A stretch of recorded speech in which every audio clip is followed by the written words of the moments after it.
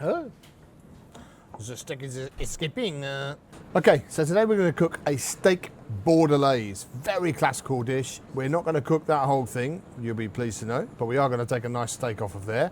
We've got some lovely ingredients to pack into this. This is one of those sauces that just was born to live with a steak.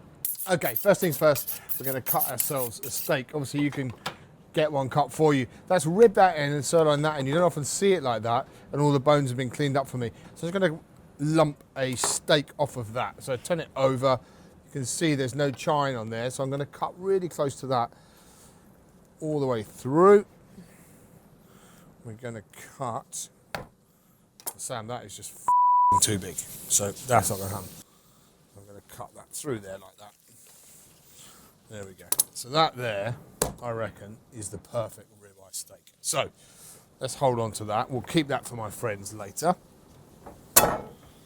Let's take this steak. Now, what I'm going to do, I'm just going to tie this quickly because I just like it to stay in shape for a little bit. So what I'm going to do, just wrap around the bone there a couple of times, and then I can basically pull that around the steak a couple of times at the top of the beginning and then go back round underneath and then just tie it. It doesn't do a great deal. This doesn't need to. You see how it just tightens it up a little bit?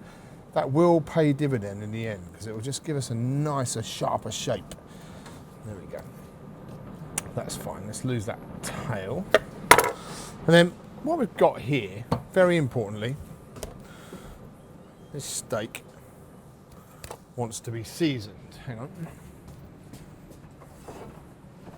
So, what I'm going to do, I'm going to put some salt in the bottom, like so. Stand it on top. I'm going to put some salt on the top, like so. Plenty of that, plenty of salt and pepper in there. And I can rub that around all the way around. You've seen it all done before. Very important, you get plenty of seasoning on there. Very importantly, this has been out of the fridge for an hour, and that is critical. If you don't do that, it's really hard to get that middle to be a perfect medium cuisson, because otherwise you're just trying to get something freezing cold up to temperature and the outside's going to burn doing that. Makes perfect sense when you think about it. So very important.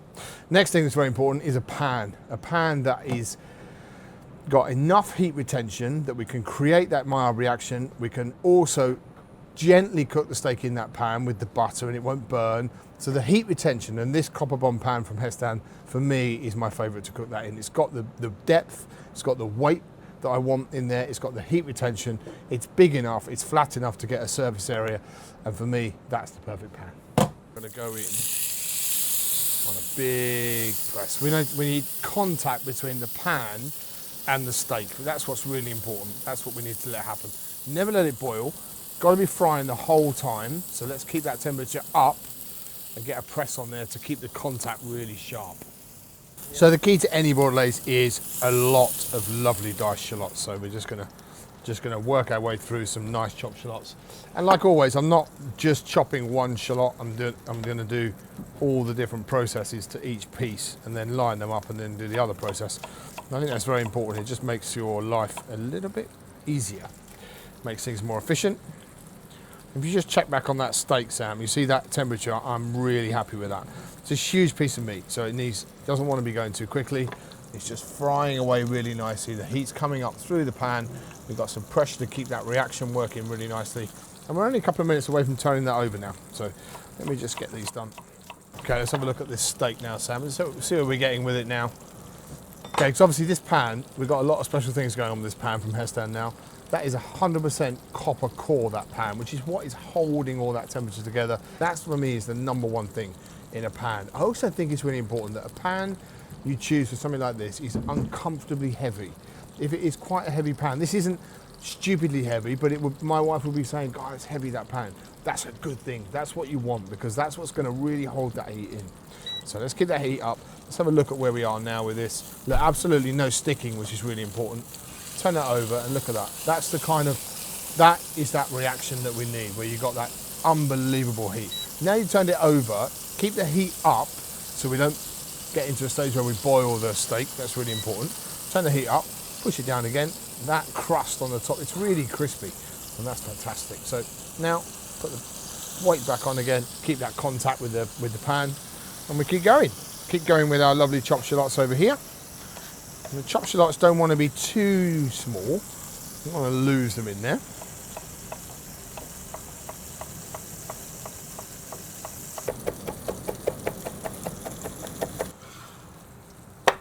We've now got our lovely chopped parsley. We've got our chopped shallots, we're ready with that. What's going to happen now, we're going to move this over a little bit. It's looking good, looking good. We're happy with that. Make some room in the pan, and we can put these maitake mushrooms in there. They've just been cut into sort of more sensible pieces.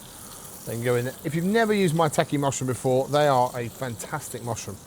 They're really, really deep, rich flavour, really strong flavour. And they just, for a Bordelaise like this, they're very important. So, now I'm adding a water content vegetable in there, so I need to keep that temperature up now to compensate. That's really important. So pop those in there. You can smell them. They're really, really nutty. They're an amazing flavour, these maitake mushrooms. They go in there. We need to season those a little bit. Those mushrooms, give them their own little bit of love and care.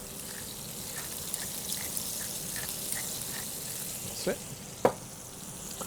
I'm going to just check that steak now.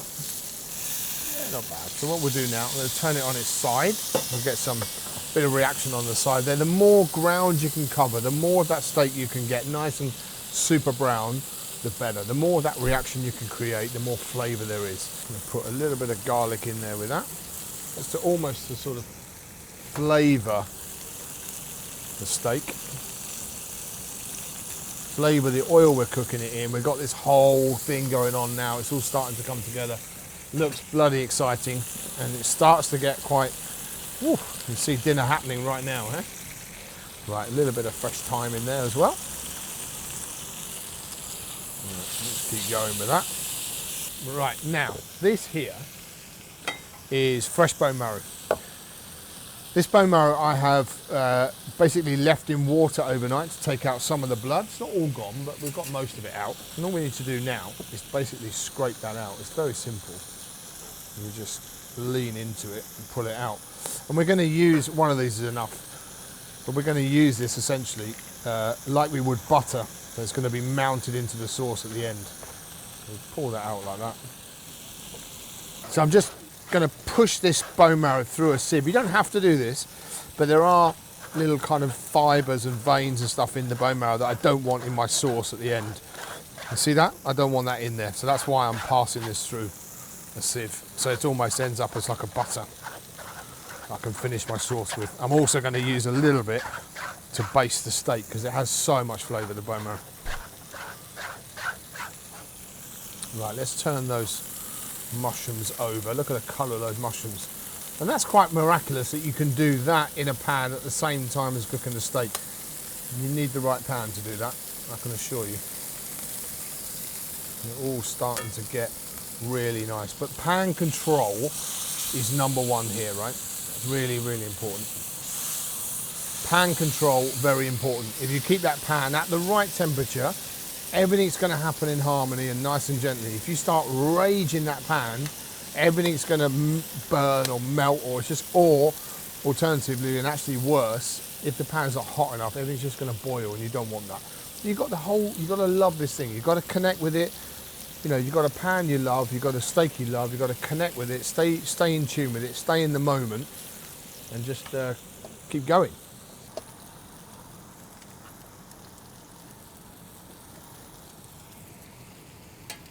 Right, so that's my bone marrow. Don't want that bit, don't want that bit. That bit I do want, that's all going in the sauce at the other end. There's my shallots, there's my parsley, there's my mushrooms, that's all looking good. Right, those mushrooms are coming together nicely. Right, in here now, we're going to turn up the heat a little bit. I'm going to go with some butter now.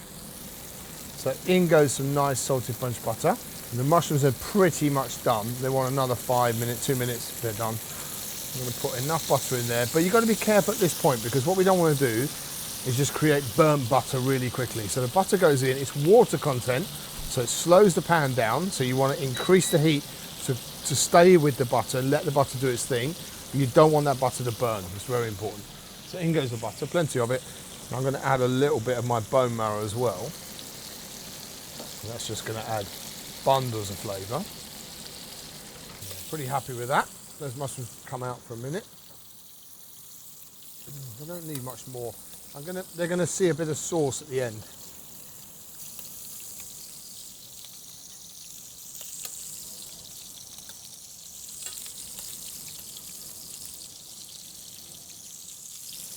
Right, that's looking good. Now, let's hold on to that for a minute. That garlic has probably served its purpose, imparted flavour into our butter, as is the thyme. Right, that's looking good. Browned all round, really happy with that kind of reaction there. What we're going to do now, turn the heat off now, let that pan reduce a little bit, let the heat reduce down. Now we're going to pop that steak into the oven just to cook at a nice low temperature, 150 degrees, really gently for about 15 minutes, just nice and gently. Let it cook and come up to temperature all the way through. We've got the reaction we need on the outside. We just need the inside to come up to temperature now. So nice slow temperature, 150 degrees, bring it up slowly. Perfect. So that steak can go, beautiful colour all round, really happy with that. That's going in there now. We're going to add all of that lovely butter to it as well. That's really nice. I'm going to keep this pan like that. You don't want to burn that pan, that's really important. Then we're going to get on with our sauce. This guy's going to go in the oven, 150 degrees, 15 minutes, roughly. Let's get the temperature right in the middle first. So in it goes. Finished. Right. Now, back onto the pan, same pan for the sauce, same pan for the mushrooms, same pan for the steak. We're capturing flavour inside this pan. It's a vessel for flavour for us. So, first things first, in goes the shallots. Put the heat on now, on a medium heat. Beautiful, lots and lots of shallots. Remember, that steak's for 2 people, so there's a lot of shallot in there. Butter and a little bit of that bone marrow again for sweating down. Again, we're going in with salt because the salt is for these shallots, not for the steak before. There's a little bit of salt in there for that.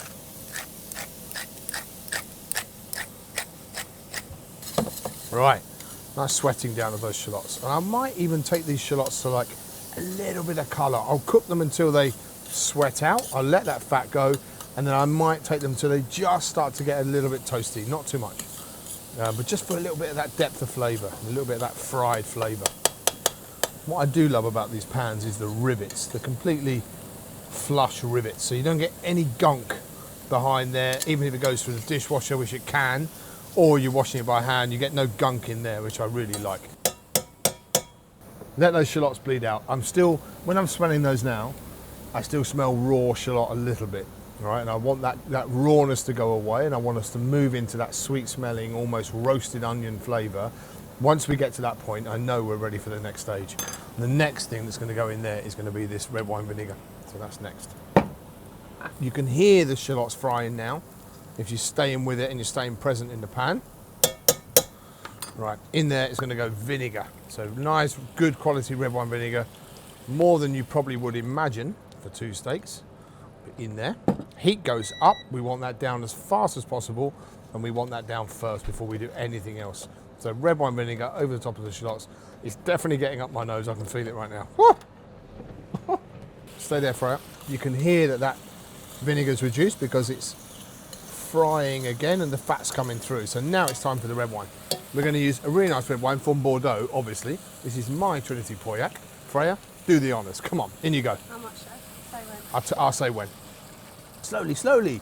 With love around the pan, gently. I'm not sure. There you go. No, you don't need to be. You just need to have connection with the pan. And that's it. This is where the depth's coming from. That's about right. Thank you. Beautiful. Right, volume goes up. We get that down as quick as possible. That's giving us the body and the depth and the acidity and that really rich wine layer. We want that wine flavour. Freya, you were amazing. You should have your own channel. Got a cake tester, Sammy? Yeah.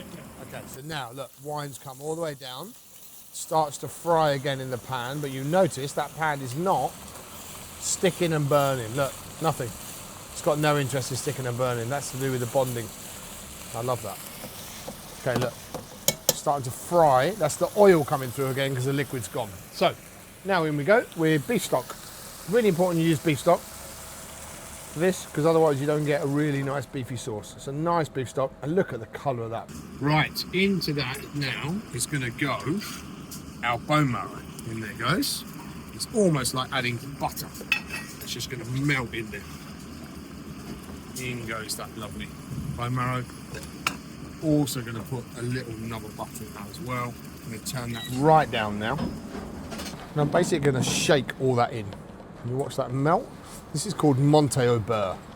So this is like monteing the butter into the sauce, gives it that glossy feeling, nice shiny finish at the end. The bone marrow disappears into it, and remember we sieved out all of the veins of those bone marrows in a really beautiful tammy as well, like a really brand new beautiful tammy without any rips in it. Really not tammy now. Yeah.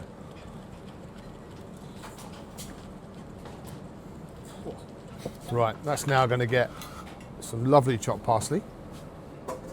What I think I'll do, you don't need to do this. I'm going to transfer this to a little pan, just so that it's easier for me to plate this video. But ultimately, you don't need to do that. You can now just serve that incredible Bordelaise sauce with your steak. So I'm going to transfer that now, but you do not need to do this part. It's not important. I'm just doing it because it's easier for me for the video. That is a proper Bordelaise sauce.